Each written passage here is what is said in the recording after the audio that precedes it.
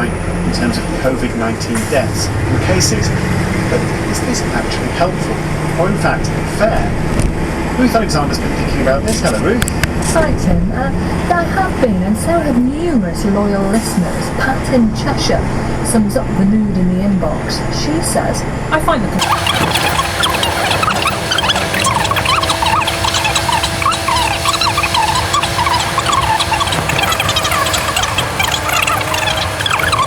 problem each country is facing, but it doesn't give you a sense of how an epidemic is progressing, and it doesn't necessarily give meaningful comparisons.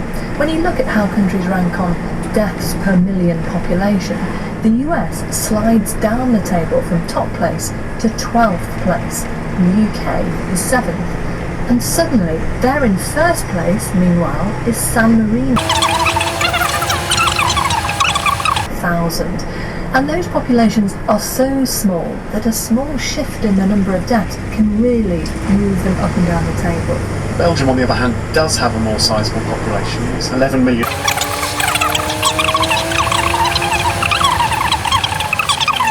Or worse than us, because she says there's a lot going on beneath these numbers.